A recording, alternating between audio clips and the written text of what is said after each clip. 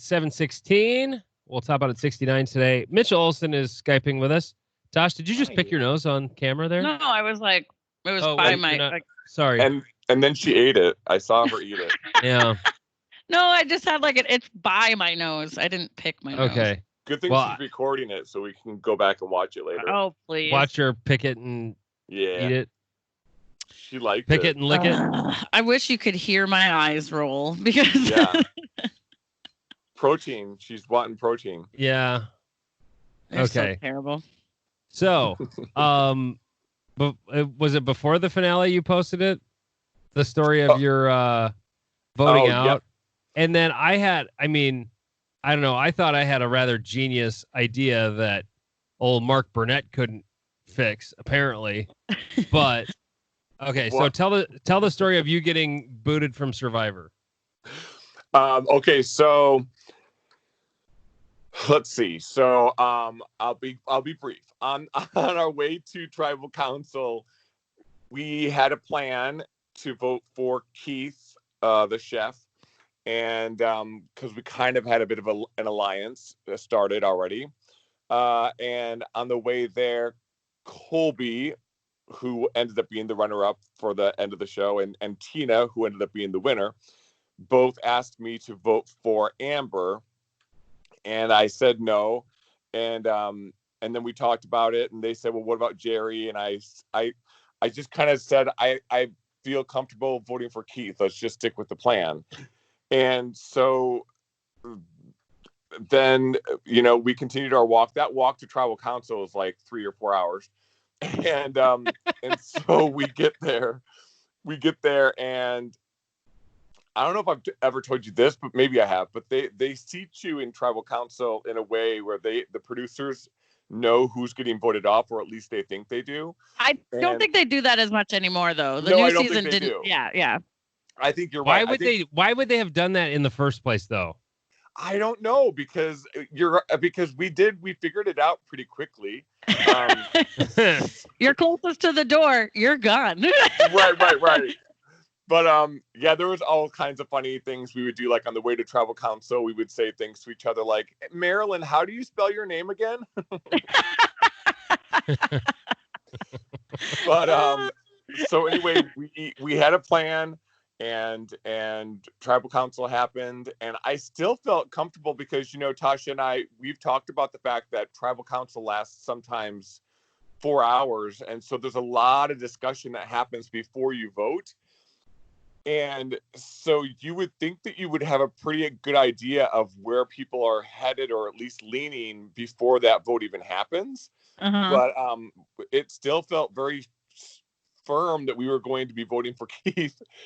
And so Colby, who was part of my alliance, he went up first, and he was obviously supposed to vote for Keith.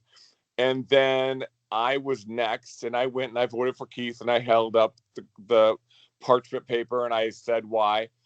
And then I folded it, and I opened up the canister to put my vote inside, and I saw my name on Colby's piece of paper.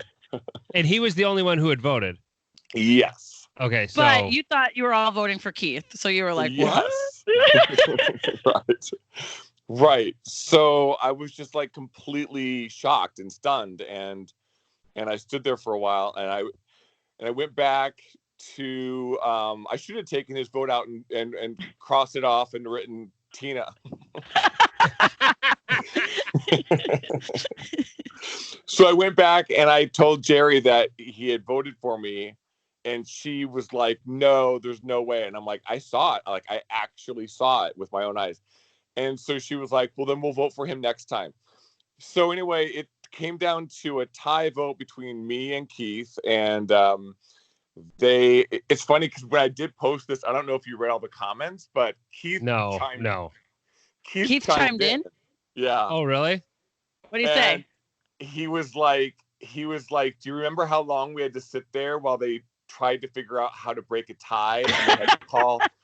I can't believe they didn't think of that beforehand. Like, did they really think there would never be a tie? I mean, well, and they handle ties differently now than they did on your season. Yes, I know. Your season, they just like, if you had votes, they counted votes from before. Well, that wasn't the case. I mean, they kind of made that up on the spot. I mean, Right, because first you guys revoted, right, and it was still a tie, and so then right. they did the votes for previous. I think that they thought a revote would always break a tie. I think that's what they thought, because during a revote, the two people who were voted on don't get to vote. So I think they just assumed that Keith voted for you and you voted for Keith, so it just made it a tie again. Right. And then they didn't know what to do. So then they so then we sat there for a long time. So Keith on my Facebook was like, remember how long we had to sit there to wait for them to figure out how to break the second tie, and so we kind of went back and forth, and somebody brought up something really interesting during that, and they said when you kind of pled your case as to why you wanted to stay or go, you kind of gave up. Was it because of the fact that it was a tie, and it was and you already knew that these people had turned on you? And I was like, yeah, I mean, obviously I would have probably put up a bigger fight if I didn't know that. So if you didn't know Colby had turned on, yeah. Because even watching it, I felt like you sort of gave up too. But I mean, you had been there. How many days were you actually there though? Like at that point, it was 15 days. But I still know that I would have given a much bigger fight if I hadn't had these two friends just turn on me. And then it just seemed weird to have to go back to camp and to deal with it and to have them try to explain themselves. And for me, I mean, I would have lost all faith and trust in them, obviously. So it's just, I don't know. I was at that point, it kind of knocked the wind out of me, and I was not really fighting as hard as I could have to stay. You were also like 20, right? So you're still a little more like kind of a kid. Yeah.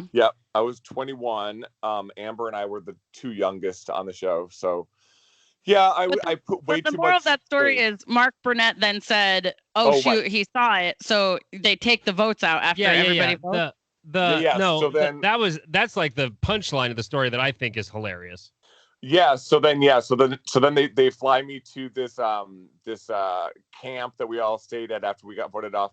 And the next morning during breakfast, Mark Burnett flies in on a helicopter and pulls me aside and was like, what was going on with your reaction when you voted last night? And I said, oh, well, I totally saw Colby's vote.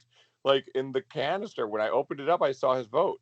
And he like just stood there for a long time, and he was pretty shocked himself. And then he picked up one of his cell phones and calls the producer and was like, yeah, that whole voting thing, when somebody votes, we got to take the vote out. And in between contestants, every time we have to take the vote out because Mitchell saw who voted for him, and he obviously knew that could cause problems in the future. I mean, let's say I didn't get voted off, but I did see that Colby voted for me, and now I have to go back to camp with him and tell everybody, oh, by the way, Colby's a big old traitor. He voted for me, Right. But okay. It seems like when there's a television show being produced, like they come up with the most complicated or complex way to solve a problem.